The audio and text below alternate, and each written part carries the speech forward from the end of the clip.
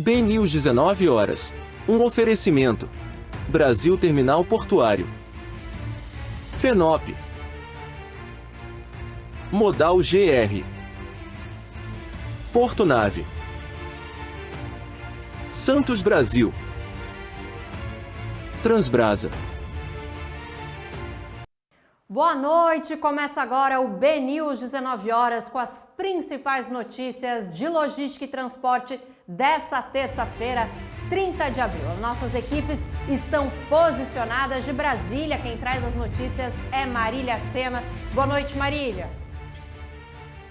Oi, Núria. Boa noite para você e para todo mundo que nos acompanha. Semana mais curta aqui em Brasília, mas está sendo encerrada com vitória do governo federal. E na véspera do Dia do Trabalho, os números do IBGE mostram que o Brasil teve o melhor trimestre na geração de empregos desde 2014. Boa noite, Paulo José Ribeiro. Boa noite, Núria. Boa noite para você que acompanha o BNews 19 horas. É isso. A taxa de desemprego do Brasil subiu no primeiro trimestre de 2024 em relação aos últimos últimos meses da série histórica, mas esse é o menor índice para esse período desde 2014, quando teve a taxa aí de 7,2%. A gente volta daqui a pouco com mais informações. E a gente vai falar também sobre muito mais. Você acompanha tudo em 30 segundos.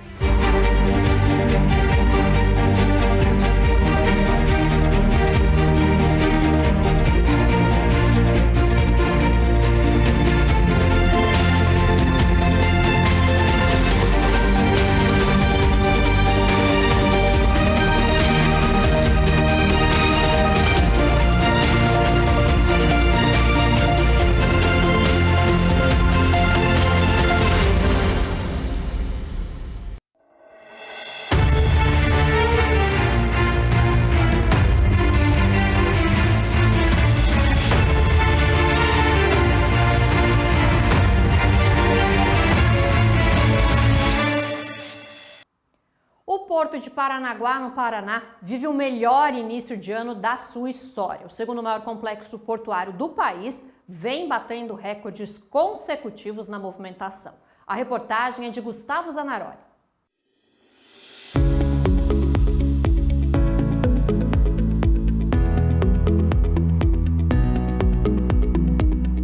Há 8 meses, o Porto de Paranaguá registra recordes seguidos de movimentação de cargas. O último foi em março. O terminal paranaense movimentou quase 6 milhões de toneladas, 11% a mais que em 2023.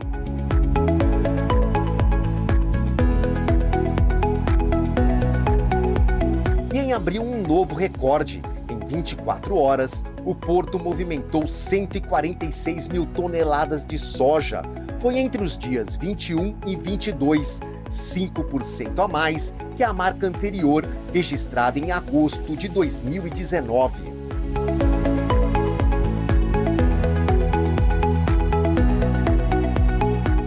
Os portos paranaenses, eles têm demonstrado ao longo do tempo uma evolução na sua capacidade operacional, obras estruturantes saindo do papel, que muito se discutia há décadas, consegue-se agora, nessa gestão, desde janeiro de 2019, consegue-se extrair esse resultado dessas grandes obras e também um momento oportuno, né? Um momento de exportação e importação de grandes produtos. Aliás, o grão é o grande destaque na movimentação parnanguara. No ano passado, o complexo portuário exportou mais de 14 milhões e 600 mil toneladas de soja, aumento que chega a 47% se comparado a 2022. E mais de 90% de toda a soja que sai de Paranaguá vai para a China. Do ano passado para 2024, o Porto de Paranaguá subiu uma posição no ranking dos portos brasileiros que mais exportam soja para a China. Agora é o segundo colocado, com 20% do total do grão que vai para o gigante asiático. Só fica atrás do Porto de Santos, que exporta o total de 42%. Eles enxergam o Paranaguá como um dos seus grandes fornecedores desse tipo de produto. O Paraná também é nossa Interlândia, então temos o estado do Paraná, Mato Grosso do Sul, uma coisa do Paraguai, nos proporcionaram um volume bom também, um volume expressivo nesse produto, para que a gente desse a continuidade nas exportações, mesmo num momento ruim, né? O preço hoje do soja, ele não tem tido ou gerado uma atração junto aos produtores, mas mesmo assim nós estamos acompanhando, e os dados mostram isso, um volume intenso. Não à toa a gente conseguiu fechar o porto como um todo, um aumento de 16% frente ao ano passado, ao mesmo período do ano passado, quando nós atingimos a nossa marca recorde de 65 milhões de toneladas movimentadas. No primeiro trimestre, o porto também teve alta na exportação de celulose, com mais de 21,6 TUs, 116% a mais que no mesmo período de 2023. O porto vive a expectativa para a concessão do canal de acesso e também a implantação da nova moega ferroviária, que é a principal intervenção portuária do país, uma obra de quase 600 milhões de reais. A rodovia BR-277, principal acesso rodoviário ao porto, passou para a iniciativa privada em fevereiro e vai ter melhorias, obras que levam tempo, mas o presidente da Portos do Paraná acredita que o crescimento na movimentação de cargas não vai ser atrapalhado por causa dos acessos. Em 2018, o porto fechou lá com 52, 53 milhões de toneladas. Nós fechamos dezembro de 2023 com 65 milhões de toneladas. Um crescimento aí de mais de 20%. Houve uma intensificação dos movimentos, mas em nenhum momento houve uma interrupção por caminhão parado aqui, a ferrovia parada ali. Então nós entendemos que, pelas perspectivas de crescimento que nós temos, nós conseguiremos absorver para os próximos 3, 4 anos esse volume com a mesma condição de infraestrutura. Mas nesse ínterim, algumas obras vão ficar prontas. O Moegão, por exemplo, que já começou essa obra, nós temos o prazo de 18 meses para entregar essa nova capacidade. Então nós entendemos que todo esse volume de investimentos vai acabar coincidindo com a intensificação desse movimento, e a Portos do Paraná estará preparada assim para receber não só o amanhã, mas o depois da manhã de todo esse volume de cargas esperado.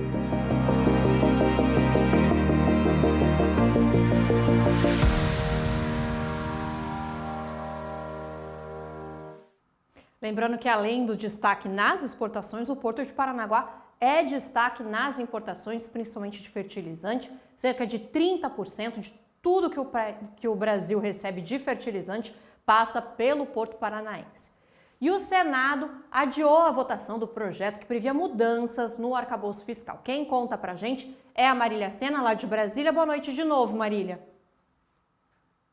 Oi, Núria, boa noite para você e para todos que nos acompanham. Pois é, o Senado adiou a votação daquele projeto que recria o DPVAT, né, o seguro para as pessoas aí que se acidentam de carro. E um pouco difícil para o governo federal, porque o governo federal precisa da aprovação desse projeto para ter 15 bilhões de reais aí em caixa nos próximos meses, o que vai ajudar o governo federal e o ministro da Fazenda, Fernando Haddad, a atingir a sua meta fiscal. Esse desafio do governo de articulação se dá num momento também muito complicado, que é quando o Supremo Tribunal Federal decide derrubar aí a desoneração da folha de pagamento de 17 setores e de alguns municípios. Mas em meio a esse problema de articulação, né, essa queda de braço entre o senador Rodrigo Pacheco, presidente do Congresso, do Senado Federal, e o Palácio do Planalto, o ministro da Casa Civil, Rui Costa, foi ao Senado Federal depor aí na Comissão de Infraestrutura do Senado, depor assim, em tom de oitiva, de esclarecimento mesmo, sobre as obras do Programa de Aceleração do Crescimento.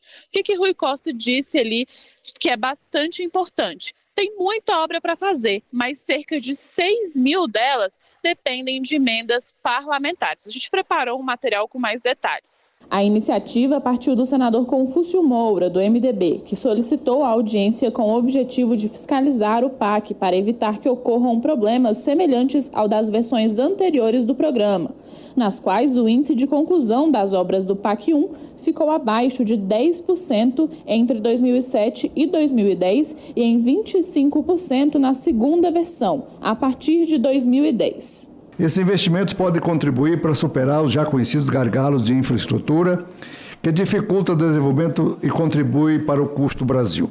Rui Costa explicou que o novo PAC se diferencia das versões anteriores por priorizar o investimento privado e parcerias com estados e municípios.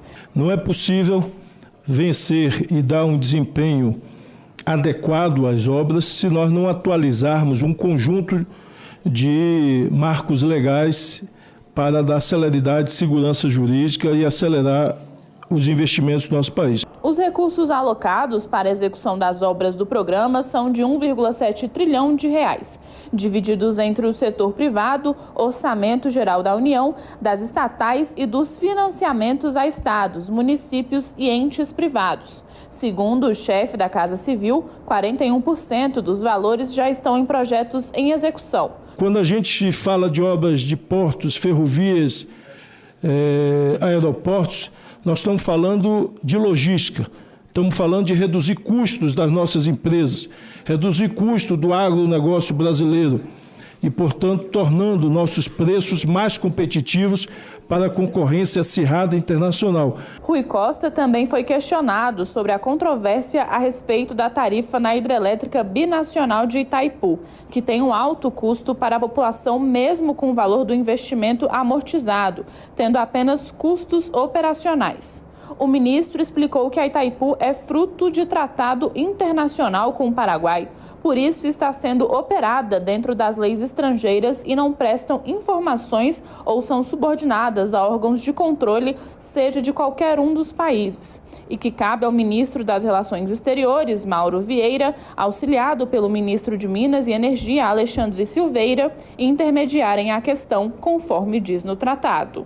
Ali consta que as decisões sempre serão obrigatoriamente consensuais. E por isso a gestão é paritária. Não há como um país impor ao outro uma decisão.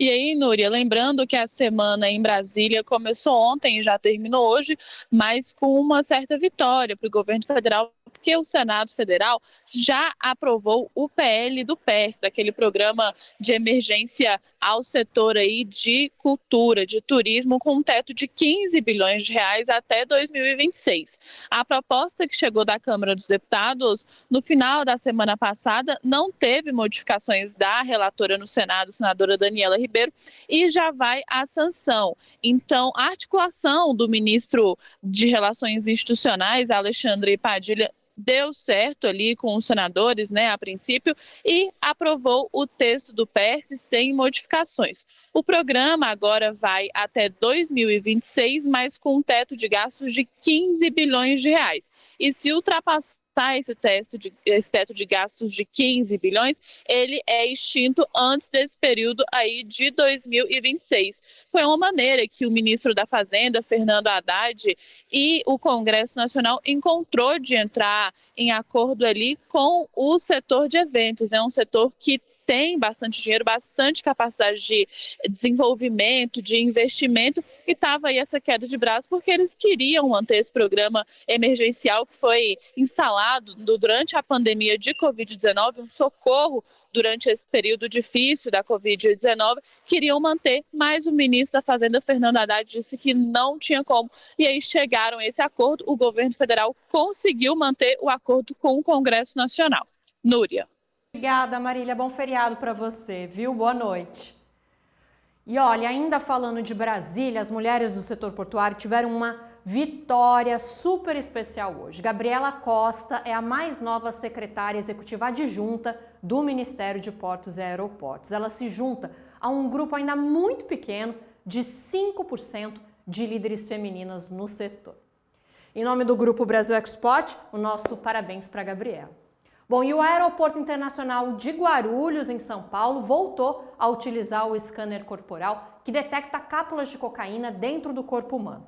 Isso aconteceu por causa do aumento no número de passageiros flagrados com a droga no estômago. Com o equipamento, é possível fazer a verificação no terminal, que antes só podia ser feito após exames de imagem no hospital. Nos 3 primeiros meses desse ano, 39 passageiros foram presos depois de engolirem drogas. O número já é bem próximo do registrado no ano passado inteiro, quando foram 41 prisões. No próximo bloco, você vai ver que o maior porto do Brasil paralisou as atividades hoje pela manhã por causa da neblina. É daqui a pouquinho.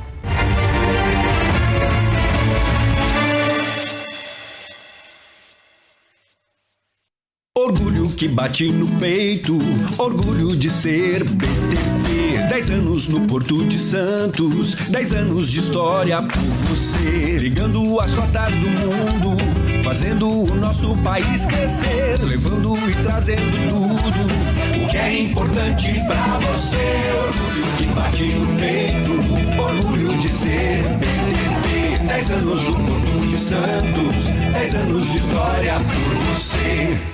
Se nas estradas, ferrovias, portos e aeroportos tem notícia, você vê primeiro no BNews. Informação rápida e confiável. Comentários, análises.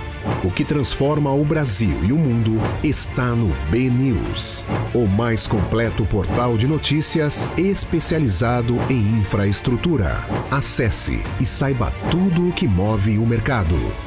BNews. Com sede em Brasília e sindicatos empresariais nos portos, a FENOP se mantém em permanente atividade em seus comitês técnicos e suas programações anuais. Sua principal missão é representar o setor empresarial portuário como entidade sindical com competência nacional, sempre em busca de melhorias nas operações portuárias e na qualidade da mão de obra envolvida. A FENOP continua a serviço da permanente modernização portuária brasileira.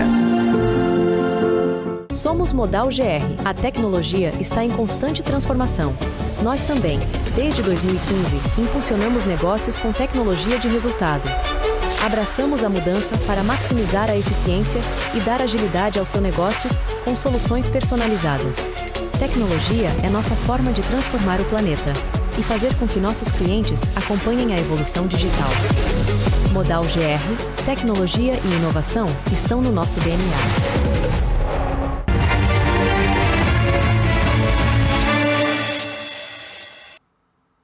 A Eldorado Brasil realizou um financiamento de 108 milhões de yuan, a moeda da China, para atividades de exportação de celulose. O crédito com o banco Bocom BBM é equivalente a 75 bilhões de reais. A transação com a moeda chinesa é inédita entre as duas companhias e tem o objetivo de mitigar o risco cambial. O acordo é importante para todo mundo porque reflete o fortalecimento do interesse por transações realizadas em moeda chinesa e mostra o aumento da confiança das relações comerciais e financeiras entre o Brasil e a China. Vamos fazer então um giro pelo país? A produção de etanol de cana-de-açúcar e milho deve ter queda de 4% na safra 2024-2025. A nova projeção foi divulgada pela Conab, a Companhia Nacional de Abastecimento, e pode refletir no aumento do preço do álcool nas bombas. As condições climáticas foram os principais fatores para esse cenário, principalmente na região Centro-Sul, onde as chuvas ficaram 26,7% abaixo do esperado entre os meses de outubro do ano passado e fevereiro deste ano. Se for analisado apenas o etanol de cana, a redução vai chegar a 8%. São Paulo é o maior produtor de cana-de-açúcar do país. O porto de Itaqui, no Maranhão, foi responsável por mais de 94% do milho exportado pela região no Mato Piba, que envolve os estados do Maranhão, Tocantins, Piauí e Bahia. Os dados são da Conab, a Companhia Nacional de Abastecimento. O levantamento também mostra que Itaqui foi responsável pela exportação de 25% do volume de soja. A participação dos portos do Arco Norte nas exportações das duas commodities já representa 40% do escoamento e fica atrás apenas do Porto de Santos. A Bahia continua sendo o maior exportador de soja do Mato Piba. O governo do Rio Grande do Norte assinou um memorando de entendimento com a Petrobras para a instalação de um projeto piloto para a usina de geração de energia em alto mar. O documento foi assinado pela governadora Fátima Bezerra e o presidente da estatal, Jean Paul Prates. O Estado vai promover ações de alinhamento do projeto com programas e políticas estaduais. Já a Petrobras vai disponibilizar estudos sobre os possíveis impactos ambientais e sociais. A companhia aérea Air China voltou a operar voos diretos ligando São Paulo e Pequim. Esse serviço havia sido suspenso no auge da pandemia. São 2 voos semanais na rota Pequim-São Paulo, às quintas e domingos, e São Paulo-Pequim, às segundas e sextas. Segundo a Embaixada da China no Brasil, essa rota é a mais longa do mundo. Atravessa 4 continentes e 11 países, em 22 horas. As operações no Porto de Santos, litoral de São Paulo, ficaram paralisadas entre as 7 da manhã e as 9h30. O motivo foi a forte neblina que atingiu o litoral de São Paulo. A travessia de balsas entre Santos e Guarujá também foi afetada e ficou paralisada por quase 3 horas. O litoral paulista deve ter temperaturas beirando os 34 graus até a próxima sexta-feira.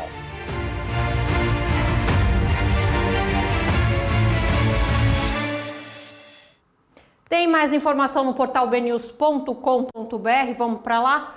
O Ministério de Portos e Aeroportos vai criar a Política Nacional de Transporte Aéreo de Animais. Só no último ano foram 80 mil animais que voaram, a grande maioria dentro da cabine. Porto de Suape recebe a maior carga de equipamentos eólicos, são 24 pás, a gente vai ver daqui a pouquinho mais sobre isso. Tem também notícia de bioeconomia. O Centro de Bionegócios da Amazônia, no Polo Industrial de Manaus, querem atrair mais investimentos. Tem muito mais, você sabe que pode acessar tudo no bnews.com.br. No próximo bloco, ao vivo, a gente vai falar sobre a geração de empregos no primeiro trimestre do ano.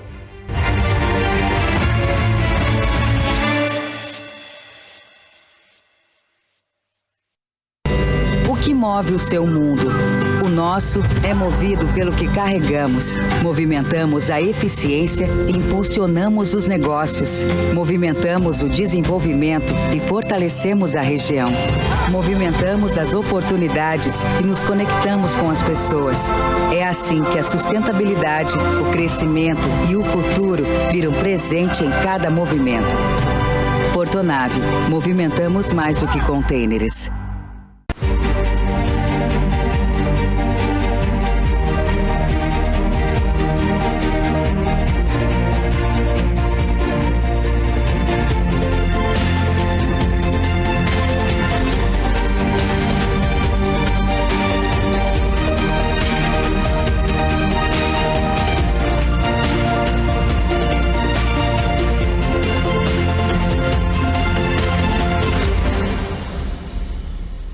Se nas estradas, ferrovias, portos e aeroportos tem notícia, você vê primeiro no BNews. Informação rápida e confiável. Comentários, análises. O que transforma o Brasil e o mundo está no BNews, o mais completo portal de notícias especializado em infraestrutura. Acesse e saiba tudo o que move o mercado. BNews. Seja bem-vindo à Transbrasa. Construir um legado requer tempo e energia. A Transbrasa chega aos seus 50 anos renovada. Ao longo do trajeto, construímos sólidas relações que transformaram a empresa no que é hoje. Conhecer as necessidades do mercado e acompanhar as inovações fazem parte da nossa história. Construímos relações que ultrapassam as dificuldades, pois gostamos do que fazemos e fazemos bem. Esse é o sucesso da Transbrasa.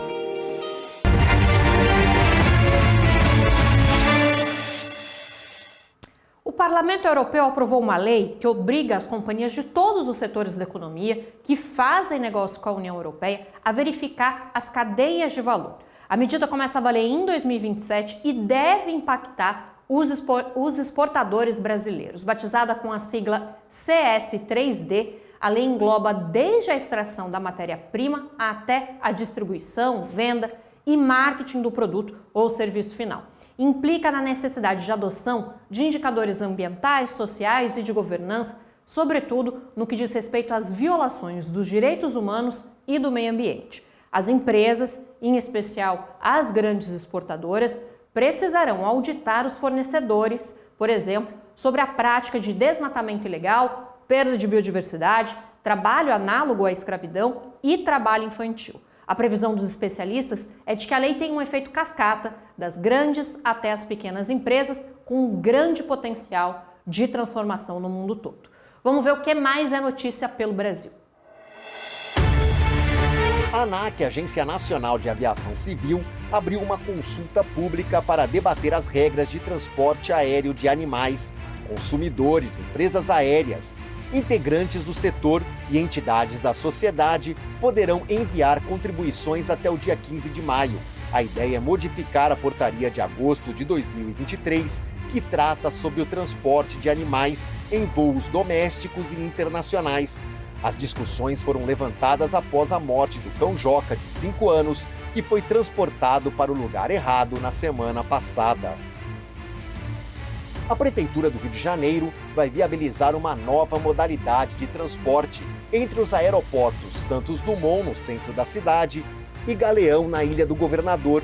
Será aberto um edital de licitação para que o deslocamento seja feito por meio de barcas, pela Baía de Guanabara. A ideia é retirar veículos da linha vermelha, que fica sobrecarregada, principalmente nos horários de pico. De acordo com a Prefeitura, as barcas serão 100% elétricas e o transporte entre os dois aeroportos será de 35 minutos. O Porto de Suape, em Pernambuco, recebeu pela primeira vez uma remessa de 8 aerogeradores. São 24 pás eólicas, além de outras peças para montagem e operação de equipamentos de energia limpa. As peças vieram da China e demoraram 40 dias para chegar em Pernambuco. Estão previstas outras operações até julho de 2025, totalizando 108 turbinas, distribuídas em 11 viagens para Suape. O ministro de Portos e Aeroportos, Silvio Costa Filho, se manifestou nas redes sociais sobre o lançamento do edital que vai contratar a empresa responsável pela construção da ferrovia transnordestina entre Salgueiro e Suape, em Pernambuco. Uma obra estratégica para o desenvolvimento de Pernambuco e do Nordeste, já tem 450 milhões de reais que foram assegurados pelo governo do presidente Lula e, se Deus quiser, em breve nós estaremos com essa obra em andamento, que será fundamental para o escoamento da produção e para potencializar ainda mais a regionalização do desenvolvimento de Pernambuco. O trecho tem 520 quilômetros. Inicialmente, a obra vai ser financiada pela União com recursos do PAC, o Programa de Aceleração do Crescimento.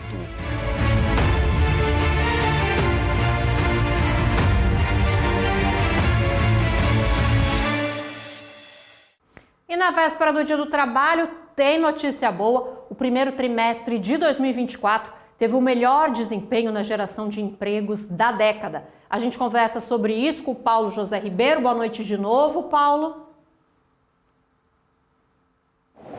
Boa noite, Núria. Boa noite para você que acompanha o BNews 19 horas. É isso, a taxa de desemprego do Brasil subiu no primeiro trimestre de 2024, subiu aí para o percentual de 7,9%, mas esse é o melhor índice para esse período desde 2014, quando foi registrada aí uma taxa de 7,2%. Os dados são da PNAD, a Pesquisa Nacional por Amostra de Domicílios, que foi divulgada hoje no Rio de Janeiro pelo IBGE. Em relação ao trimestre que foi encerrado em dezembro do ano passado, houve um aumento aí de 0,5 ponto percentual. Naquela ocasião, naquela época, a taxa estava em 7,4%. E a taxa média de desemprego que foi comparada dos 3 primeiros meses de 2023, naquele período estava em 8,8%. Segundo o IBGE, o país tinha 8,6 milhões de pessoas desocupadas no primeiro trimestre, que são 542 mil a mais que no fim do ano passado. Já em relação ao mesmo período de 2023, o saldo é de 808 mil pessoas a menos. O IBGE classifica como desocupadas as pessoas que estão procurando trabalho. Já o número de ocupados no primeiro trimestre de 2024 ficou em 100,2 milhões de pessoas, uma queda de 782 mil em relação ao último trimestre de 2023 e um acréscimo de 2,4 milhões em relação aos 3 primeiros meses do ano passado. O levantamento do IBGE apura todas as formas de ocupação, seja emprego com ou sem carteira assinada, temporário e por conta própria, por exemplo. A pesquisa aponta que mesmo com a redução do desemprego em relação ao primeiro trimestre de 2023, não houve mudança significativa no nível de emprego com carteira assinada. A alta foi de 3,5% em relação ao mesmo período do ano passado. Núria? Obrigada, Paulo. Então, cai o desemprego, sobe o número de empregados. E assim a gente encerra o BNews 19 horas de hoje. E esse dia 30 de abril é especial também porque nessa data, em 1854, era inaugurada a primeira ferrovia do Brasil. São 170 anos do setor ferroviário brasileiro e a gente termina essa edição celebrando todos que trabalham nessa atividade. Amanhã é 1º de maio, Dia do Trabalhador, mas a gente tem jornal às 7 da noite. O portal bnews.com.br continua te trazendo todas as informações. Um excelente feriado para você, até amanhã.